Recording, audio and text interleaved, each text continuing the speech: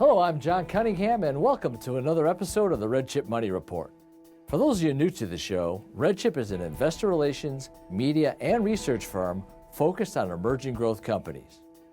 Our unique platform combines global multimedia with traditional investor relations, reaching investors around the world. Today's show features interviews with executives of two public companies. First up is BioVie, stock symbol BIVI on the Nasdaq. BioVie is a clinical stage company developing what it believes will be transformative therapies to overcome unmet medical needs in neurodegeneration and liver disease, with late-stage programs in Alzheimer's, Parkinson's, and refractory ascites. We'll learn more when we speak with the president and CEO later in the show. Next up is Soligenix, stock symbol SNGX on the Nasdaq. Soligenix is a late-stage biopharmaceutical company focused on developing and commercializing products to treat rare diseases with unmet medical needs. We'll learn more when we speak with the chairman and CEO later in the show. Now, before we get to our first interview, our quote of the week, it comes from the book Small Stocks, Big Money. If you want to invest in the microcap space, buy companies, not stocks. If you buy stocks, the daily fluctuations and lack of liquidity will drive you crazy. These quotes come from Byron Roth, CEO of Roth Capital, featured in Chapter 7 of Small Stocks, Big Money. This is a book of exclusive interviews with some of the biggest players in the microcap space. Get a digital copy on Amazon today for just $18. Now let's get started with our first interview today with BioVie. Hello, today we have Kong Do, CEO of BioVie Pharma. Kong, welcome back. Thank you for having me back, Craig. It's great to be here. Great to have you. BioVie is a clinical stage company focused on developing innovative therapies to treat neurological and neurodegenerative disorders, as well as advanced liver disease. Let's start with a brief overview of your pipeline. We have two assets in our pipeline. The first is NE3107, which is being developed for Alzheimer's and Parkinson's. And our second asset is BIV201, which is in the clinic for ascites, which is an end-stage liver disease. Kong, you just presented exciting data from your NE3107 program at the Alzheimer's Associates International Conference in Amsterdam. What can you tell us about this data and its importance? It was some fabulous data that we presented, but to put it into context, let me start with an analogy. We may all remember a DVD. I know streaming has taken over, but they're DVDs. We may remember that when you first buy a DVD, it's pristine, you put it into the player, the laser reads it, it gives you a beautiful picture and great sound. But as you play that DVD over and over again, it may get scratches on it, you may fingerprint smudges, and as a result, the laser cannot easily decode the information that is on that DVD. And that's why we get skipped pictures and bad sound and stuttering and so forth. Well, it turns out that our body works in a very similar way. We all know that everything in our body is encoded for by our genes and our DNA. But we also know our behavior on things like diet and exercise and our environment also affects our body, right? And the aging process itself affects the body. Well, it turns out all of that is kind of like the smudges on a DVD, and it's called epigenetics. And when it comes to epigenetics, there's something called hypermethylation of our DNA. I know it's a mouthful, but the way to kind of think about it is gunk getting added to our genes, our DNA. And as a result, the body just cannot decode that very well. I give that context because we presented data in Amsterdam that shows how NE3107 may be affecting the epigenetics in our body. Specifically, we showed that NE3107 is reducing the level of DNA methylation for specific genes that have been correlated to the improvements in cognition, in the biomarkers, and imaging endpoints that we reported on before. So we now have an epigenetic understanding of how NE3107 works and how that is leading to the improvements that we saw in our clinical trials. This is really, really exciting, right? Because with this understanding, we now have increased optimism for what we may expect to see later on this year when our phase 3 for Alzheimer's reads out. Kong, that is extremely exciting, and I very much appreciate the accessible way in which you explained that. Let's turn now to the market potential. BioVie has projected the potential for $30 billion in annual sales for every 1 million people treated in the United States, and that's just 15% of market penetration.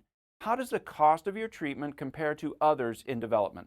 We have, in our projections, tried to price this roughly comparable to what the recently approved drugs are priced. But we believe this will provide payers a significant savings. The reason that is the case is that NE3107 in our clinical trials so far has shown itself to be very safe.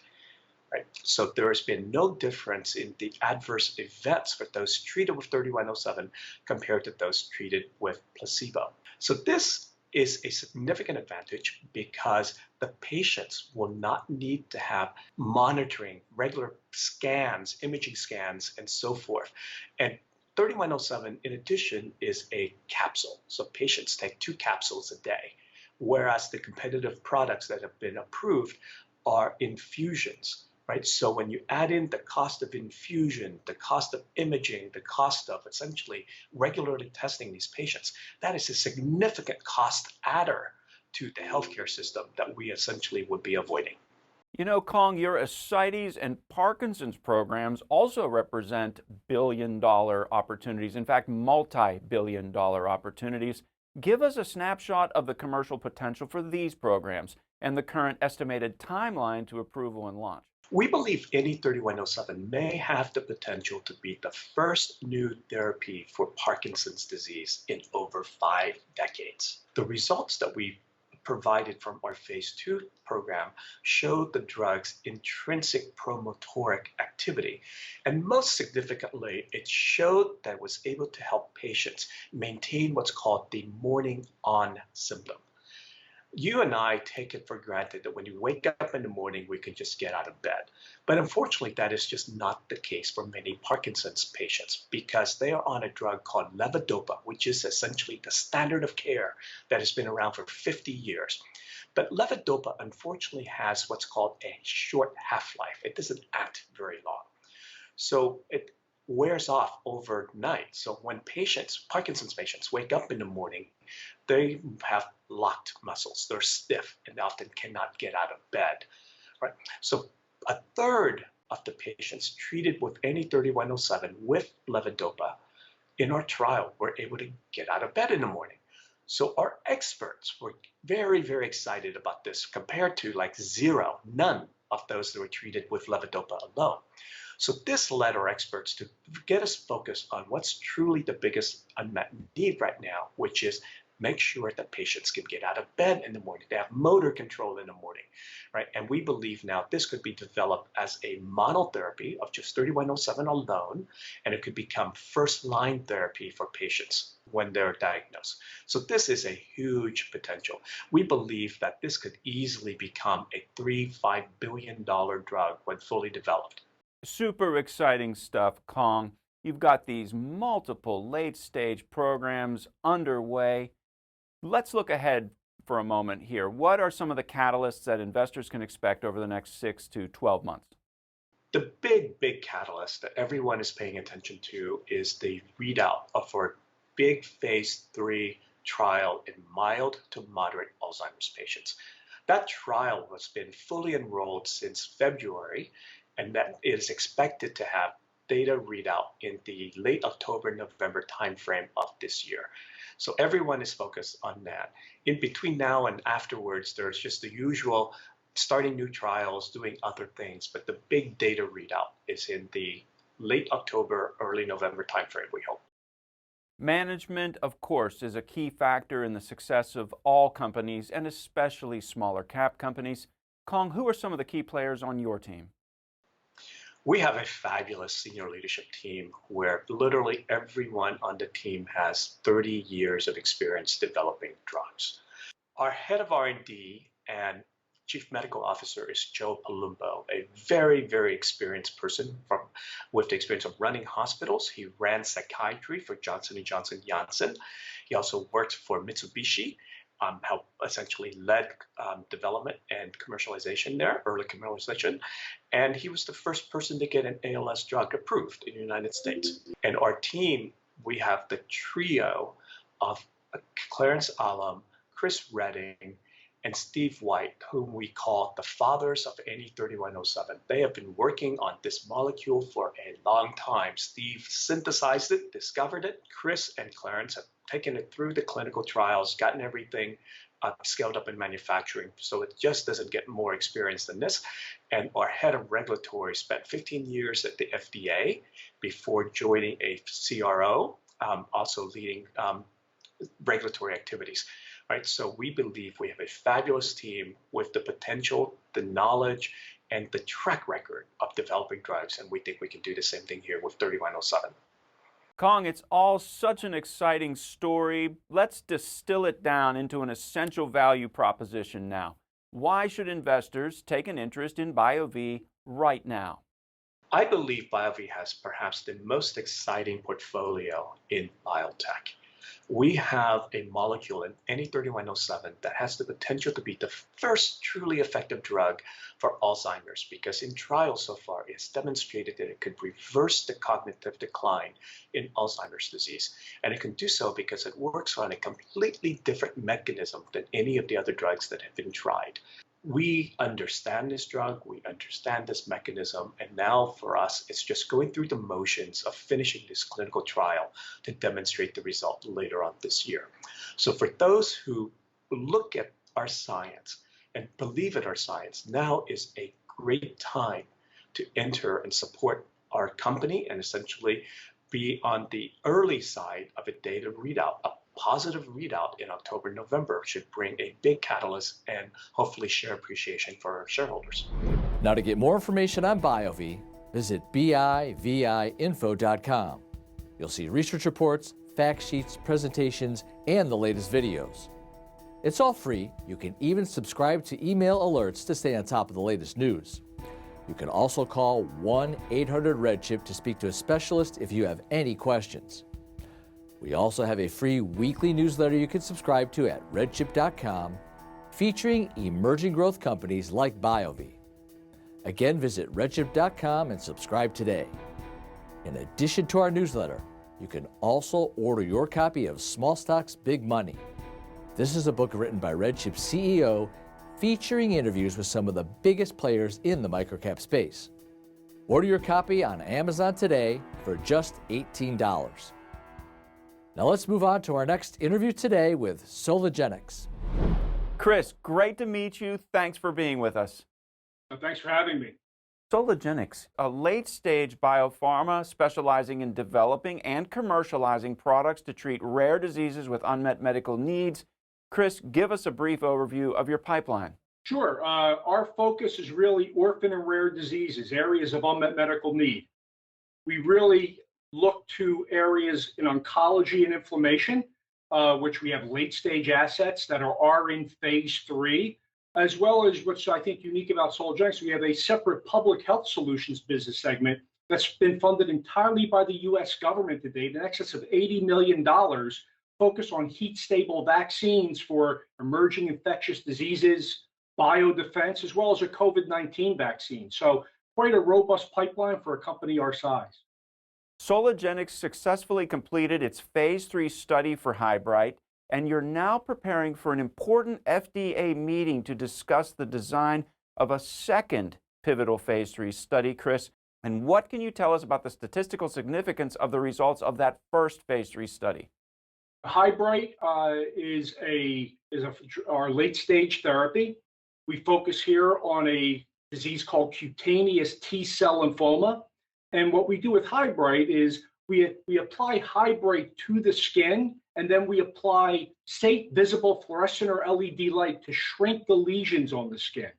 As you've noted, we have demonstrated statistical significance in a first phase 3 clinical trial, very well received, published in JAMA Dermatology, and the FDA is now looking for a second phase 3 study that we're in the process of speaking with them about designing, and we hope that we'll have clarity on that design shortly and be able to initiate that study before year end.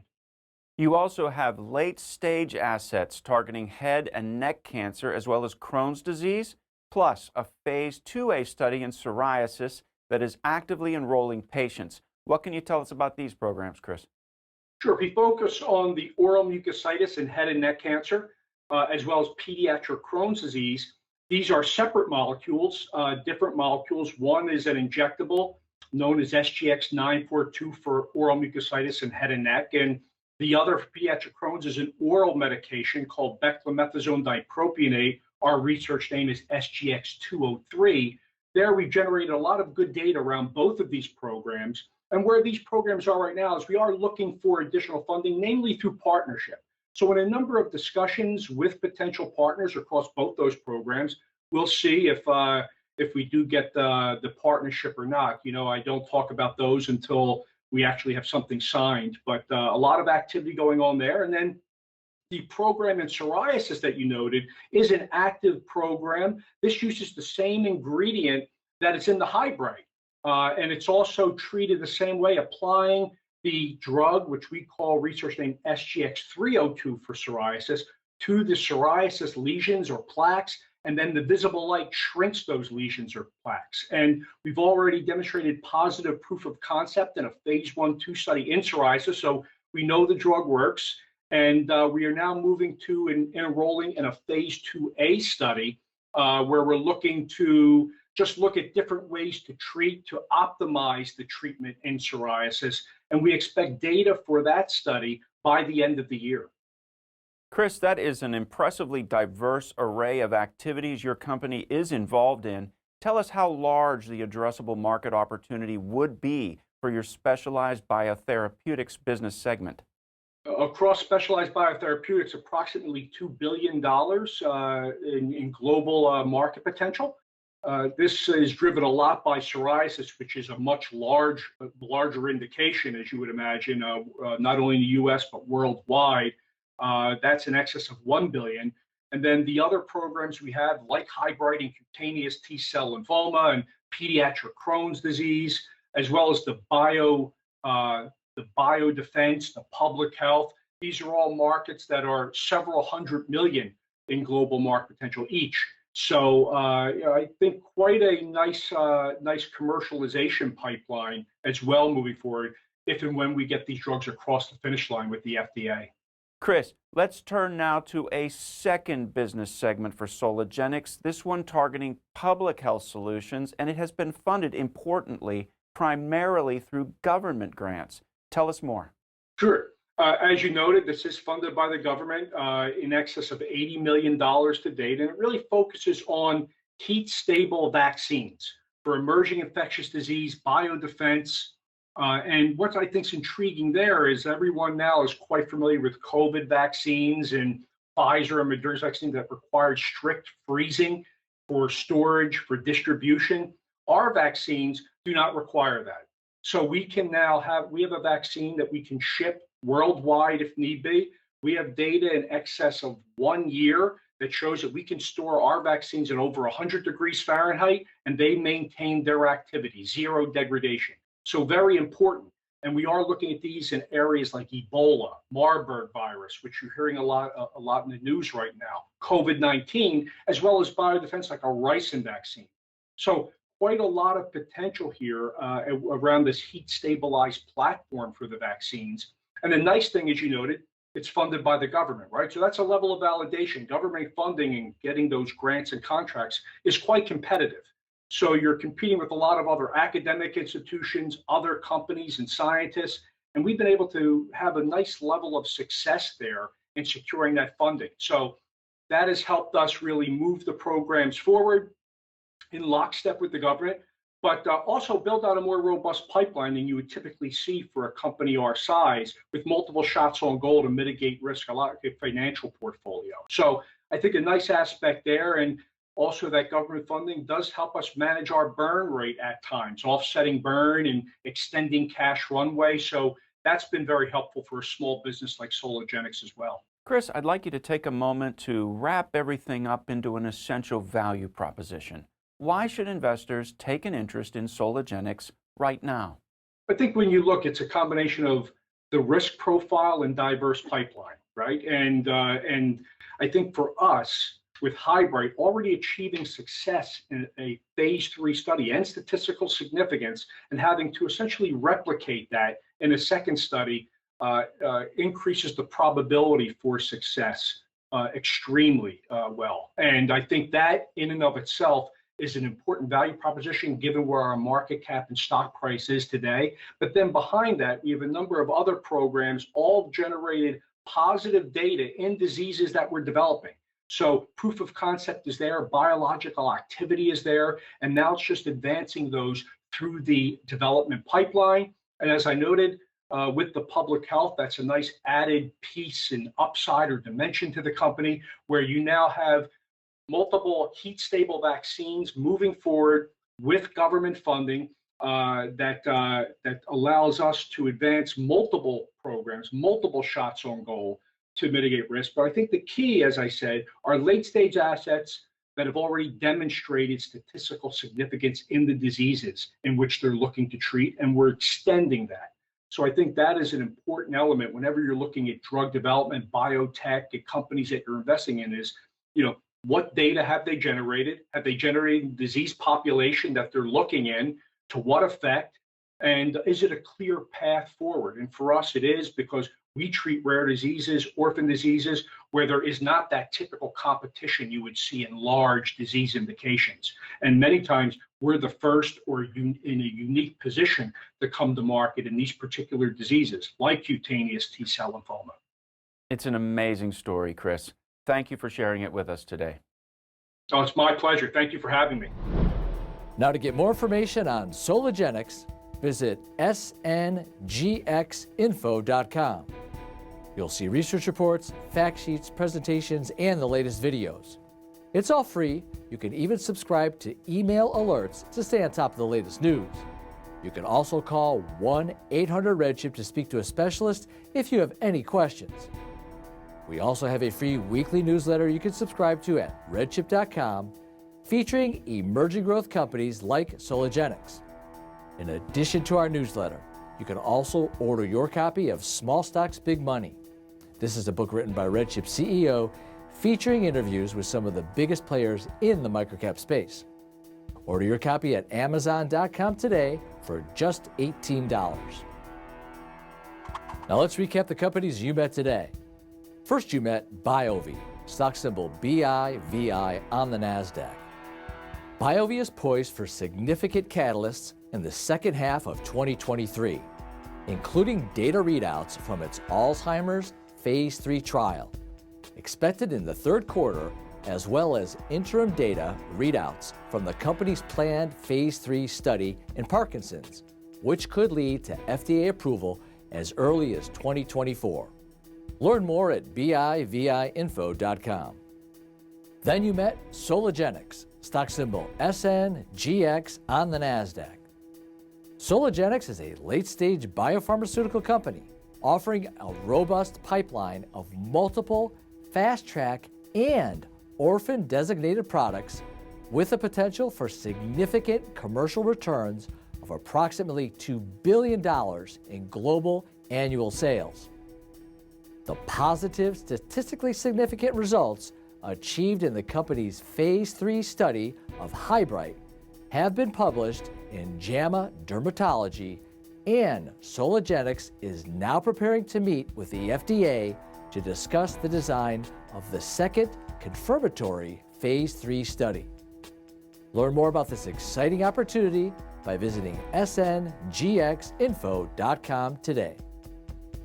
Again, if you have any questions about any of the companies featured on today's show, call us at 1-800-RedChip or email us at info@redchip.com.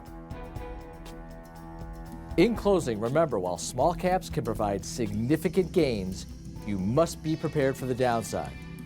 Small cap stocks are among the most volatile asset class. Some of the companies featured on this show are RedChip client companies, and we may own stock in these companies.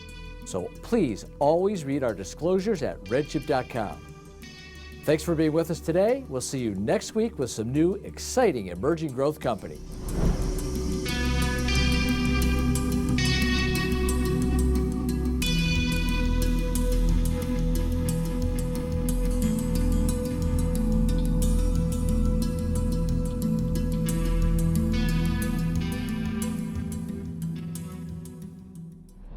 Hello, my name is Chris Shaber, President and CEO of Soligenix.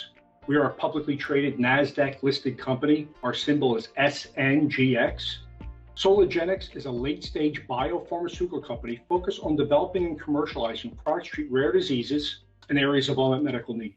What makes Soligenix unique is that we have two-segment business, a specialized biotherapeutics focused on oncology and inflammation, and a separate public health solutions segment funded entirely by the U.S. government in excess of $80 million to date, focused on heat-stable vaccines for emerging infectious diseases and biodefense. Our board is strong with experience in drug development, such as Dr. Jerry Zeldis, who was previously the Chief Medical Officer of Celgene Corporation before retiring, and Dr. Tim Cote, who was the Director of the Office of Orphan Products at the FDA, and comes with very strong regulatory and science background. We also have Ms. Diane Parks, who spent many years commercializing in the rare disease space across a number of companies. So again, strong experience both at the management level as well as the board to move the company forward. So I urge you to take a closer look if you have time and interest, and check out our website.